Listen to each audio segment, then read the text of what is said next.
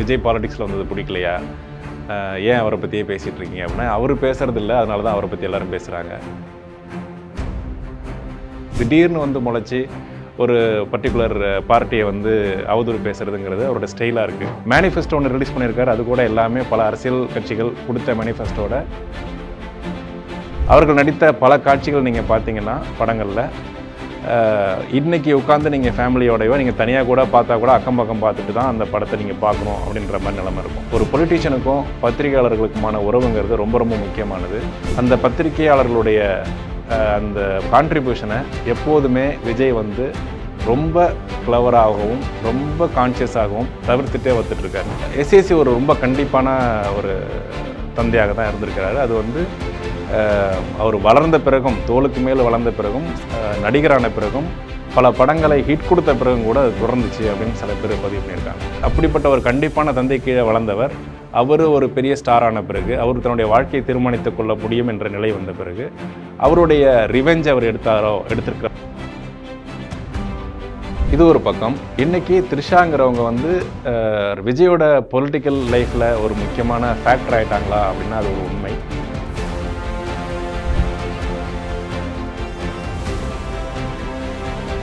வணக்கம், நான் கதிராரஸ். விஜய் பற்றி சில விஷயங்கள், நான் அப்சர்வ் பண்ண விஷயங்களை அவங்க கூட பகிர்ந்துக்கணும்னு நினைக்கிறேன். எதுக்கு விஜய் பற்றி எல்லாருமே பேசிகிட்டு இருக்காங்க அப்படின்னு சொல்லிட்டு நிறைய பேர் பேசுவாங்க. இது உங்களுக்கு வந்து விஜய் பாலிடிக்ஸில் வந்தது பிடிக்கலையா, ஏன் அவரை பற்றியே பேசிகிட்டு இருக்கீங்க அப்படின்னா, அவர் பேசுகிறது இல்லை, அதனால தான் அவரை பற்றி எல்லோரும் பேசுகிறாங்க. அதுதான் உண்மை. ஆக்சுவலாக அவர் பேசுனா அவரை பற்றி பேசுகிற ஆட்கள் குறைஞ்சிருவாங்க. அவர் சம்மந்தப்பட்ட விஷயங்களை அவர் எப்பயுமே பேசுகிறதில்ல. மேடையில் போய் பேசுகிறாரு, மைக்கு பிடிச்சி பொலிட்டிக்கலாக பேசுகிறாரு. அதுவும் தாக்குதல் ரீதியான பேச்சாகவே அவருடைய பேச்சுகள் இருக்குது. திடீர்னு வந்து முளைச்சி ஒரு பர்டிகுலர் பார்ட்டியை வந்து அவதூறு பேசுகிறதுங்கிறது அவரோட ஸ்டைலாக இருக்குது. ஸோ அவர் வந்து மக்கள் மத்தியில் வந்து நின்று நான் இதுக்காக தான் வந்திருக்கேன், நான் இதான் செய்ய போகிறேன், இதான் என்னோடய அரசியல் அப்படின்ற விளக்கத்தை இது வரைக்கும் அவர் கொடுக்கவே இல்லை. மேனிஃபெஸ்டோ ஒன்று ரிலீஸ் பண்ணியிருக்காரு, அது கூட எல்லாமே பல அரசியல் கட்சிகள் கொடுத்த மேனிஃபெஸ்டோட ஒரு இம்ப்ரூவைஸ்டு வெர்ஷனாவோ இல்லை காப்பீடு வெர்ஷனாவோ தான் இருக்குது. ஸோ அதனால தான் தொடர்ந்து இந்த தமிழ்நாட்டு அரசியல் களத்தில் விஜயை பற்றின பேச்சு தொடர்ந்துக்கிட்டே இருக்குது. நிறைய அதில் வந்து என்ன சொல்கிறது, அனுமானங்கள், கற்பனைகள், சில உண்மைகள், சில பொய்கள், இப்படி மாற்றி மாற்றி பலவிதமான ஸ்பெக்குலேஷன்ஸ் வந்து விஜயை பற்றி வந்துக்கிட்டே இருக்குது. ஸோ என்னுடைய பார்வையில் அவர் ஸ்டார்டிங்கில் அவர் படம் நடிக்க வந்த காலத்திலிருந்து அவர் நடித்த அந்த 90s படங்கள் எஸ்பெஷலி எப்படிப்பட்ட சினிமாவாக இருந்துச்சு அப்படிங்கிறது தொடங்கி, அவர் 2000கள் நடித்த படங்கள் எப்படி இருந்துச்சு, 2010க்கு பிறகான படங்கள் எப்படி இருந்துச்சு, அதை தொடர்ந்து அவர் இப்போ அரசியல் களத்துக்கு வந்திருக்காரு. அது வரைக்குமான விஷயங்களை பற்றி நம்ம இந்த வீடியோவில் பேச போகிறோம். ஸோ முதலாவதாக அவர் நடித்த முதல் படம் நாளைய தீர்ப்பு. அது வந்து ஒரு ஃபேமிலி ஃபண்டட் ஃபிலிம் அப்படின்னு சொல்லலாம். அவர் அப்பா தான் டைரக்ட் பண்ணாங்க, அவங்க அம்மா தான் ப்ரொடியூஸ் பண்ணாங்க.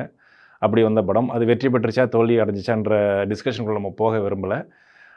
ஆனால் அவருக்கு அங்கே ஒரு அடையாளத்தை அந்த படம் கொடுத்துச்சு. ஆக்சுவலாக ஒருத்தர் வந்திருக்காரு அப்படின்றதுனால பலவிதமான மிக்ஸ்ட் ரிவ்யூஸ்ன்னு சொல்கிறதா இல்லை நெகட்டிவ் ரிவ்யூஸ்ன்னு சொல்கிறதான்னு தெரில. பல பத்திரிகைகள் அப்பட்டமாகவே அவரை ரொம்ப கீழ்த்தரமான விமர்சனங்களை அவர் மேலே வச்சுது. அதையெல்லாம் தாண்டி அடுத்தடுத்து எஸ்ஏசி அவர்கள் பல படங்களை தன்னுடைய மகனை நம்பி முதலீட்டை போட்டு எடுத்துக்கிட்டே இருந்தார். அப்படி வந்த படங்கள் தான் வந்து கோயம்புத்தூர் மாப்பிள்ளை, தேவா, விஷ்ணு மாதிரியான படங்கள். நிறைய படங்கள் அந்த சமயத்தில் வந்துச்சு. 90ஸில் வந்த படங்களை பார்த்தீங்கன்னா ஒரு விதமான ஒரு வித்தியாசமான அணுகுமுறை இருக்கும். அந்த காலகட்டம் வந்து ஒரு டெக்னிக்கலாக அப்கிரேடான ஒரு காலகட்டம் சினிமா. அந்த சினிமாக்களில் பெரும்பாலும் பார்த்திங்கன்னா நிறைய பர்வர்ஷன் நிறைஞ்ச ஒரு படங்களாகவே பெரிய டைரக்டர்களே எடுத்துக்கிட்டு இருந்தாங்க. பெண்களை ஒரு ஆப்ஜெக்டிஃபிகேஷன் பண்ணுற படங்கள் நிறையா வந்துச்சு. அந்த தொப்புள் ஆம்லெட் போடுறதுலேருந்து, தக்காளி உருட்டுறதுலேருந்து, இந்த மாதிரி மிக கேவலமான அப்ரோச் வந்து நடிகைகளுக்கு எதிராக நடிகைகளை சம்மந்தப்படுத்தி அல்லது நடிகைகளை பயன்படுத்தி பல படங்கள் வெளியே வந்துட்டு இருந்துச்சு. அதுக்கு பலியானவர்கள் பெரிய பெரிய ஹீரோக்களே பலியாயிருக்காங்க. விஜயகாந்த் தொடங்கி, கார்த்திக் தொடங்கி, கமலஹாசன், ரஜினிகாந்த் எல்லாருமே அந்த மாதிரி ஆப்ஜெக்டிஃபிகேஷன் ஆஃப் விமன் ஆக்ட்ரஸ் அப்படின்ற விஷயத்தில் சிக்கி தான் வந்திருக்காங்க. ஸோ அந்த காலகட்டத்தில் விஜய் நடித்த படங்கள் நீங்கள் பார்த்தீங்கன்னா இது ஒரு அடுத்த லெவலுக்கு போகும். அதை கிட்டத்தட்ட நீங்கள் ஒரு சாஃப்ட் போன் அப்படின்னு கூட சொல்லலாம். சங்கீவின்னு ஒரு ஆர்டிஸ்ட் இருந்தாங்க, அவங்க தான் பெரும்பாலும் விஜயோட படங்களில் ஹீரோயினாக இருந்தாங்க.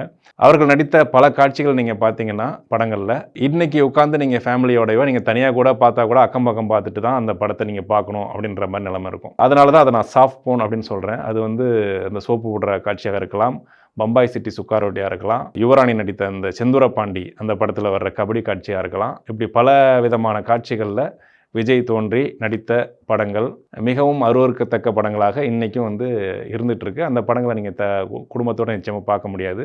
அந்த படங்களை பார்த்தா விஜய் ஒரு நாகரிகமான நடிகர் அப்படின்றதே பல பேர் ஒத்துக்க மாட்டாங்க. இது 90ஸ்ல நடந்த விஷயங்கள். ஒரு நல்ல ஒரு டீசெண்டான நடிகர் அப்படின்னு மக்களை ஒத்துக்க வைத்த படமாக பூவே உனக்காக இருந்தது. அது எல்லாருக்கும் தெரியும். அது ஒரு பெரிய பிரேக், ஒரு கேரியர்லேயே ஒரு பெரிய பிரேக்கு. அப்புறம் காதலுக்கு மரியாதை. இது வரைக்கும் இது 90s காலகட்டமாக இருந்துச்சு. 2000ல் ஒரு வேறு விதமான 2000 ஆன்வர்ட்ஸ் சொல்கிறேன். 2000 ஆன்வர்ட்ஸ் அவர் ஒரு வேறு விதமான ஒரு நடிகராக பரிணமிக்கிறார். 2000க்கு பிறகு அவருடைய கேரியர் வந்து எப்படி இருந்துச்சு அப்படின்றது, ஒரு பெரிய பீக்குக்கு போனார் அப்படின்னு நிச்சயமாக சொல்ல முடியும். மக்கள் ஒத்துக்கொண்ட, ஏற்றுக்கொண்ட ஒரு மிகச்சிறந்த ஒரு கதாநாயகனாக, அவர் காலகட்டத்தில் நடித்த பல நடிகர்களை விட சிறந்த ஒரு நடிகராக, ஒரு நடன கலைஞராக அவர் அறியப்பட்டார். அவர் அப்ரிஷியேட் பண்ணப்பட்டார். பல விமர்சகர்கள் கூட அவருடைய நடிப்பையும் பாராட்டியிருக்காங்க, அவருடைய நடனத்தையும் பாராட்டியிருக்காங்க. எல்லாரும் ஒத்துக்கிட்டாங்க. ஆக்சுவலி இது ஒரு மெயின் ஸ்ட்ரீம் ஆக்டிங்குள்ளே அவர் வந்துட்டார். ஒரு மிகப்பெரிய ஒரு ஹீரோ அந்தஸ்தும் அவருக்கு கிடச்சிருச்சு. ஸோ அவருடைய படங்கள் தொடர்ந்து வெற்றியும் தோல்வியுமாக பல படங்கள் வந்துச்சு. சில லேண்ட்மார்க் படங்களும் வந்துச்சு. அதில் ஒரு படம் தான் கில்லி. அந்த கில்லி படம் வந்த பிறகு அதில் தான் த்ரிஷா முதல்ல வர்றாங்க. த்ரிஷாவுக்கும் விஜய்க்குமான அந்த நட்புங்கிறது அங்கேருந்து ஆரம்பிக்குது. அதுக்கு பிறகு பல படங்கள் நிறைய படங்கள் வந்து ஃப்ளாப்பான படங்களும் உண்டு அந்த காலகட்டத்தில். வரிசையாக அந்த திருப்பாச்சி, மதுரை அந்த மாதிரி படங்கள்லாம் நிறையா வந்தது. பகவதி இந்த மாதிரி படங்கள்லாம் வந்தது. காலகட்டங்கள் முன்ன பின்ன இருக்கலாம். ஆனால் அப்போ வந்த படங்கள், அப்புறம் சுறா, மறக்க முடியாத சுறா, இந்த மாதிரி படங்கள்லாம் வந்துச்சு. கில்லிக்கு பிறகு த்ரிஷாவோட சேர்ந்து நடித்த குருவி அப்படிங்கிற படம். அந்த குருவியில் வந்து த்ரிஷா முதல்ல கிடையாது. ஆனால் வந்து த்ரிஷா ரொம்ப கான்ஃபிடென்ட்டாக நான் அதில் நடிப்பேன் அப்படின்ற மாதிரி சொன்னதாக ஒரு தகவல் வந்து பத்திரிகையில் வந்தது. அவர் நான் இல்லாமல் அந்த படம் எடுக்க முடியாது அப்படின்ற மாதிரி ஒரு தகவலை த்ரிஷா சொன்னதாகவும், அதற்கு பிறகு ஒரு 4-5 நாட்களில் த்ரிஷாவே நாயகியாக நடிக்க ஒப்பந்தம் செய்யப்பட்டதாகவும் வந்து பத்திரிகையில் அந்த காலகட்டத்தில் செய்தி வந்தது. ஸோ இப்படி தான் த்ரிஷாவுடைய வருகை வந்து படங்களில் விஜயோடைய கேரியரில் தொடங்குச்சு. இந்த விஷயத்தை பற்றி நம்ம அப்புறம் பேசலாம். அதுக்கு முன்னாடி இன்னொரு முக்கியமான விஷயத்தை டிஸ்கஸ் பண்ணிட்டு வந்துடலாம். இந்த பத்திரிகையாளர்களை விஜய் எப்போதுமே சந்தித்து நேரடியாக பதில் சொல்கிறதே கிடையாது. அதை நம்ம எல்லாருமே பார்த்துருக்கோம். ஒரு பதில் கூட இது வரைக்கும் இத்தனை வருடங்களாக, அதாவது 3 ஆண்டுகள் வந்து ஆயிடுச்சுன்னு சொல்கிறாங்க அவர் அந்த கட்சியை ஆரம்பித்து. ஒரு பொலிட்டீஷியனுக்கும் பத்திரிகையாளர்களுக்குமான உறவுங்கிறது ரொம்ப ரொம்ப முக்கியமானது. அந்த பத்திரிகையாளர்களுடைய அந்த கான்ட்ரிபியூஷனை எப்போதுமே விஜய் வந்து ரொம்ப கிளவராகவும் ரொம்ப கான்ஷியஸாகவும் தவிர்த்துட்டே வந்துட்டுருக்கார். அதுக்கு வந்து பல காரணங்கள் சொல்லப்படுகின்றன. அதில் நான் நினைக்கிற ஒரு முக்கியமான காரணத்தை நான் வந்து இங்கே உங்க கூட நான் பகிர்ந்துக்க விரும்புகிறேன். 2001-2 அப்படின்னு எனக்கு சரியான நினைவில்லை. விஜயுடைய படம் ஒன்று ரிலீஸ் ஆச்சு. அந்த படத்து பேர் எனக்கு மங்களா தான் நினைவு இருக்குது. அதனால் அதை குறிப்பிடாமல் தவிர்க்கிறேன். நடந்த சம்பவத்தை மட்டும் இங்கே அவங்க கூட பகிர்ந்துக்கிறேன். ஒரு பிரபலமான ஒரு தியேட்டர் சென்னையில் தான். அந்த படம் வெளியான நாளே ஒரு 2 கேமராக்களை வைத்து, வீடியோ கேமராக்களை வைத்து அந்த முழு படத்தையும் பதிவு செய்தார்கள். எதற்குன்னு கேட்டால், அப்போது வந்து இந்த பைரேட்டட் விசிடிக்கள் நிறைய வந்து சர்க்குலேட் ஆகும். பெரிய லெவலில் வந்து சர்க்குலேட் ஆகும். எந்த புது படம் வந்தாலும் ஓப்பன்லேயே நீங்கள் போய்ட்டு பாண்டி பஜார்லேயோ, பர்மா பஜார்லேயோ, இல்லை தெரிந்த சின்ன சின்ன கடைகளில் கூட நீங்கள் விசிடியை நீங்கள் வாங்கிக்க முடியும். 20 ரூபா 30 ரூபா விலையில். அது எல்லாமே குவாலிட்டி ரொம்ப மோசமாக இருந்தாலும் அப்போ இருந்த டிவிக்களில் அதை போட்டு பார்க்குறது மக்களுக்கு ஒரு வழக்கமாக இருந்துச்சு. படத்தை வந்து தியேட்டரில் போய் பார்க்காம அதிலே பார்த்துருவாங்க. முக்கியமாக அந்த காலத்தில் படங்களை ரொம்ப டெக்னிக்கலாக அணுகின விதம் ரொம்ப குறைவு தான். அது என்ன கதை, எப்படி நடிச்சிருக்காங்க, என்ன பாட்டு, இந்த மாதிரி பார்த்தாலே கன்சியூம் பண்ணாலே போதுன்ற மாதிரி மக்களுடைய மனநிலை இருந்ததுனால அந்த குவாலிட்டி மோசமாக இருந்தாலும் அதை உட்காந்து பார்த்தாங்க. இன்றைக்கி பார்க்குறதில்ல யாரும் அந்த மாதிரி மோசமான குவாலிட்டியான படங்கள்லாம் பார்க்குறதில்ல. இன்றைக்கி 4K 2K அந்த மாதிரி படங்கள் வந்து அந்த முழு விஷுவல் தரத்தோடு தான் பார்க்கணுன்றதுனால தான் நெட்ஃப்ளிக்ஸ், அமேசான்லாம் சப்ஸ்கிரிப்ஷன் போட்டு நம்ம பார்த்துட்ருக்கோம். அப்படியும் வந்து ராக்கர்ஸ், தமிழ் ராக்கர்ஸ் போன்ற இணையதளங்களில் பைரேட்டட் வீடியோஸ் வந்துட்டு தான் இருக்குது. அதுக்கு ஒரு தனியாக ஒரு ஃபாலோவர்ஸ் இருக்கான்னு வச்சுக்கலாம், அதை நம்ம விட்டுருவோம். ஸோ இப்போ இந்த 2001-2002 காலகட்டத்தில் அந்த படம் வெளிவந்து அந்த படத்தை வந்து ரொம்ப அப்பட்டமாக கேமரா வச்சு ரெக்கார்ட் பண்ண செய்தி வந்து ரொம்ப தீயாக பரவ ஆரம்பிக்குது. அப்போது வந்து எஸ்ஏசி விஜயுடைய தந்தை ஒரு ப்ரெஸ் மீட்டை வந்து அரேஞ்ச் பண்ணுறார். இந்த மாதிரி ஒரு பிரச்சனை நடந்திருக்கு அப்படின்னு சொல்லிட்டு, அது ஒரு பிரச்சனையாயிருச்சு. ஆக்சுவலாக அந்த வீடியோ கேமராலாம் ஏதோ அடித்து உடைச்சதாக அப்படின்ற மாதிரிலாம் சொல்லிக்கிட்டாங்க. ஸோ அது சம்மந்தமாக ஒரு ப்ரெஸ் மீட் கொடுக்குறாரு எஸ்ஏசி.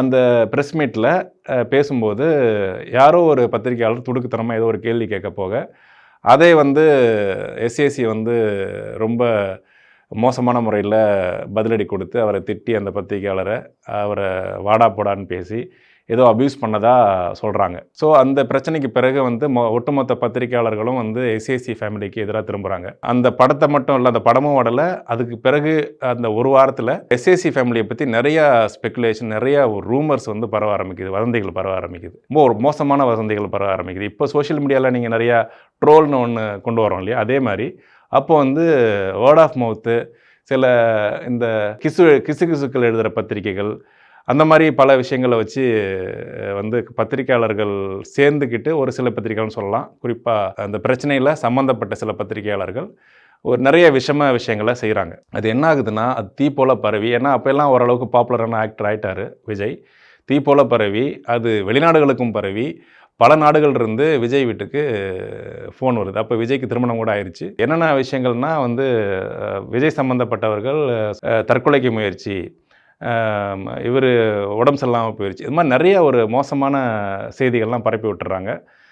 ஸோ உலகம் முழுக்க இருக்கிற தமிழர்கள், அதாவது விஜய்க்கு சம்மந்தப்பட்டவர்கள், சொந்தக்காரர்கள், நண்பர்கள், இப்படி ஒரு சர்க்கிள் இருக்கும் இல்லையா, அவங்க எல்லாருமே பதறி போய் விஜய்க்கு ஃபோன் பண்ண ஆரம்பிக்கிறாங்க. லோக்கல்லையும் நிறையா ஃபோன் அடிச்சுக்கிட்டே இருக்குது. ஃபோன் எடுத்து பேச முடியாத அளவுக்கு ரொம்ப டார்ச்சருக்கு உள்ளாகிறாங்க. ரொம்ப சித்திரவதைக்கு உள்ள அந்த மொத்த ஃபேமிலியே இந்த விஷயங்களை அண்டர்கோ பண்ண முடியாமல் ஒரு ஸ்டேஜில் திருப்பியும் ஒரு வாரம் கழித்து திருப்பியும் வந்து ப்ரெஸ்ஸை கூப்பிட்டு அன்கண்டிஷனலாக வந்து மன்னிப்பு கேட்குறாரு எஸ்ஏசி. ஸோ அதில் வந்து விஜயும் இருந்ததாக சொல்லப்படுகிறது. அன்கண்டிஷனலாக அவர் வந்து மன்னிப்பு கேட்டு, இது மாதிரி நான் நடந்துக்கிட்ட தவறு தான், என்னை மன்னிச்சிருங்க, இதோட நிறுத்துங்க அப்படின்னு சொன்ன பிறகு தான் அது கொஞ்சம் கொஞ்சமாக அது நின்றுச்சு. ஸோ இது வந்து ஒரு முக்கியமான விஜயோட கேரியரில் நடந்த ஒரு முக்கியமான ஒரு விஷயம்.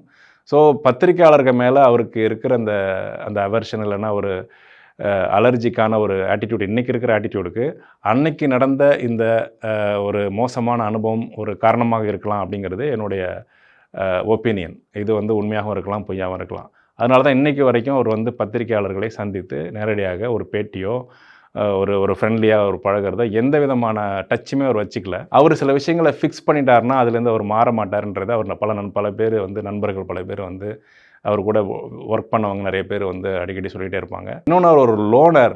அவர் யார் கூடயும் வந்து எளிதில் பழக மாட்டார். பேசுவார், ஃபன்னியாக சில விஷயங்கள் இது பண்ணிக்குவார்.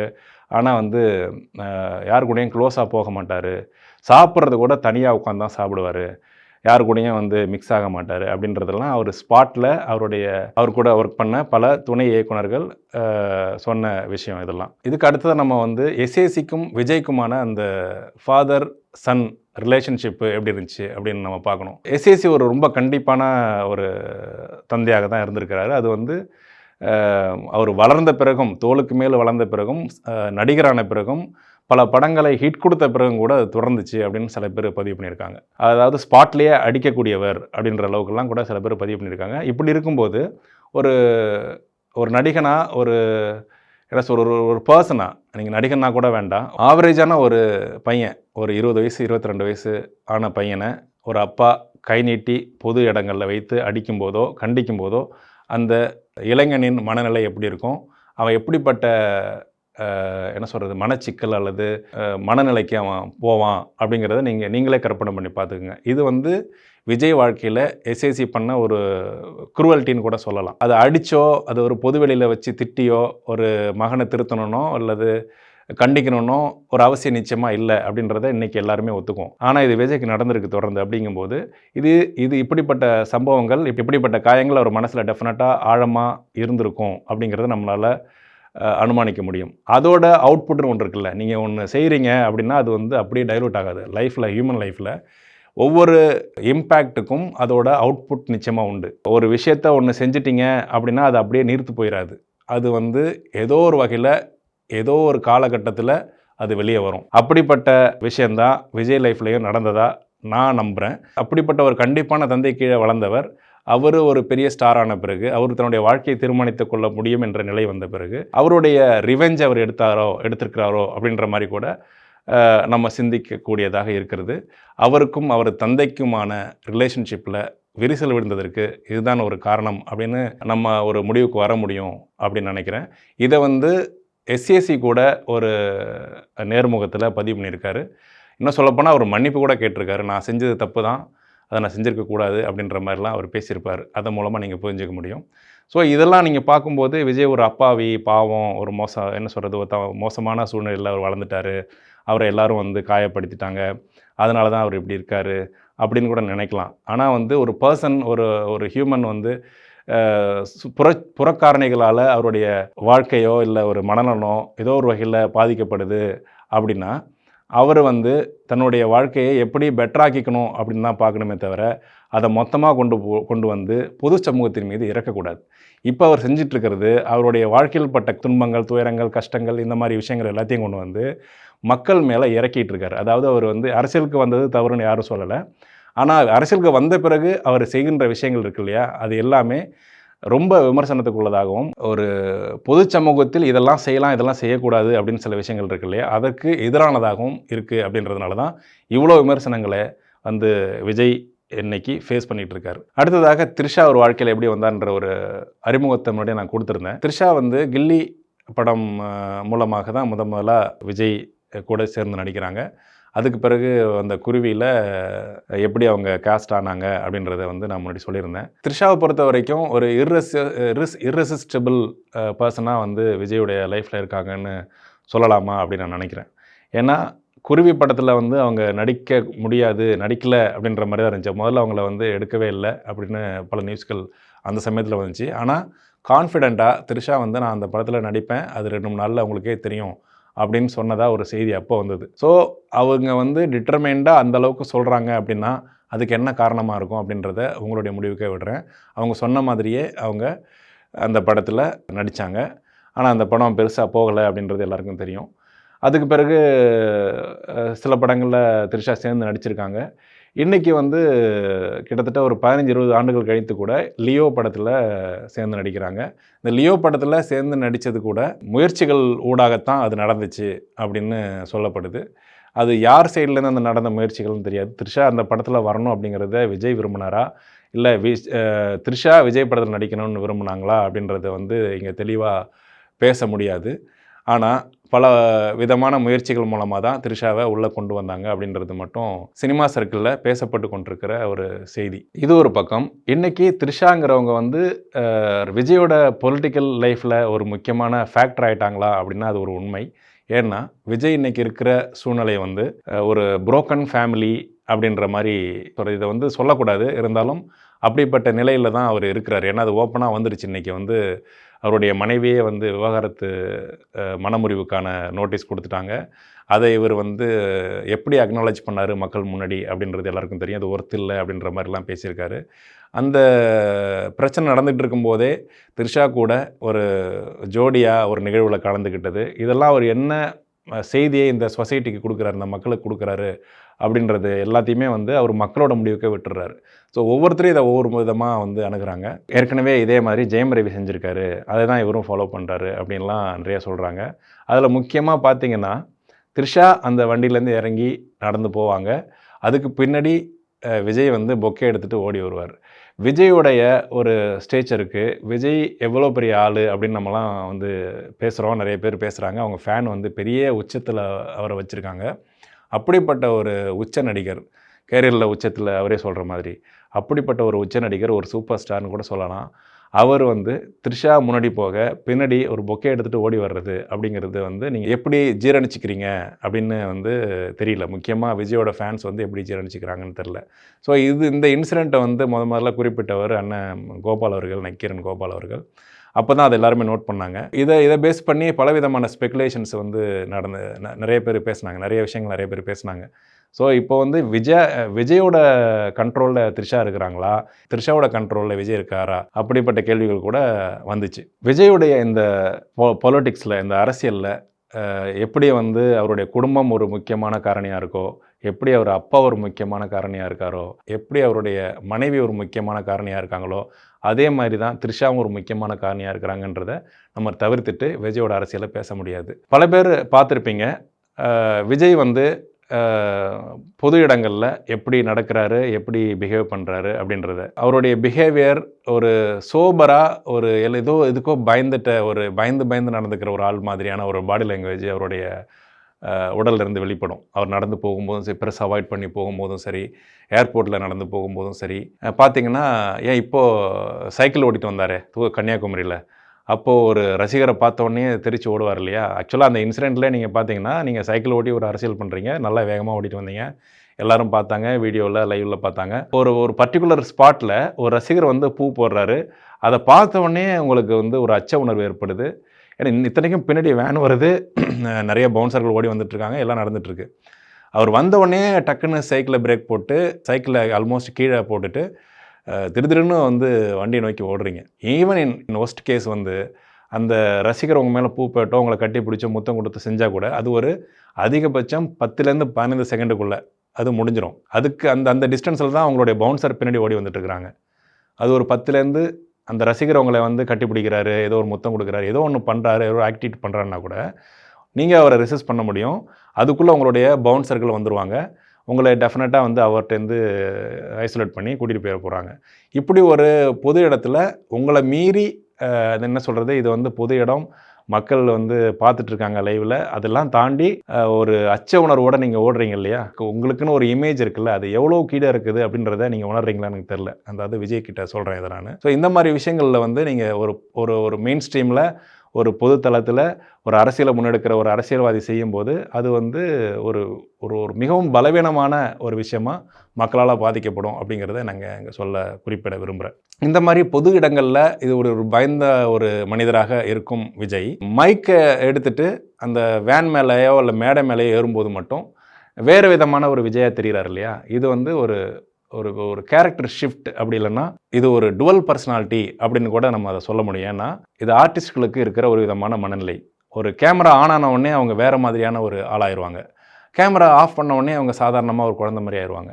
ஸோ இதே மாதிரியான ஒரு விஷயந்தான் வந்து விஜய்க்கு இருக்குது. ஸோ அவர் மேடையில் மைக்கு பிடிச்சி கேமராக்கு முன்னாடி பேசுகிறது எல்லாமே ஆக்டிங் அப்படின்ற ஒரு முடிவுக்கு நம்ம வர வேண்டியது இருக்குது. அவர் பேசுகிற விஷயங்களை எதையுமே சீரியஸாக எடுத்துக்கக்கூடாது அப்படின்ற முடிவுக்கு நம்ம வர வேண்டியதாக இருக்குது. இதை பார்த்து நீங்கள் எப்படி ஸ்க்ரீனில் ஒரு படத்தை பார்த்து மக்கள் வந்து கைத்தட்டுறாங்களோ, மக்கள் வந்து சேர் பண்ணுறாங்களோ, அப்படி இதை சேர் பண்ணிவிட்டு போகிற விஷயம் கிடையாது. ஏன்னா இது அரசியல். இதில் நீங்கள் பேசுகிற விஷயங்கள் எல்லாமே ஒரு ஒரு எப்படி சொல்கிறது, நேரடியாக மக்களை வந்து பாதிக்கும், மக்களுடைய முடிவுகளை வந்து இன்ஃப்ளூயன்ஸ் பண்ணும். இங்கே ஆல்ரெடி இருக்கிற ஒரு அரசியலில் வந்து ஏதோ ஒரு வகையில் அது வந்து பாதிக்கும். அப்படிங்கிற பட்சத்தில் இந்த மாதிரியான ஒரு அணுகுமுறை மிகவும் தவறான ஒரு போக்கு அப்படிங்கிறத இங்கே நம்ம பதிவு பண்ணணும். விஜய் ஒரு லோன்லி பர்சன். அவருக்கு வந்து யார் கூடயும் மிக்ஸ் ஆகி மிங்கிள் ஆகி ஒரு ஜாலியாக ஒரு பார்ட்டி பண்ணுறதோ இல்லை என்ஜாய் பண்ணுறதோ அதில் இருந்தெல்லாம் பெரும்பாலும் ஒரு விலகி தான் இருப்பாருன்றதை நம்ம முன்னாடி பதிவு பண்ணியிருந்தோம்.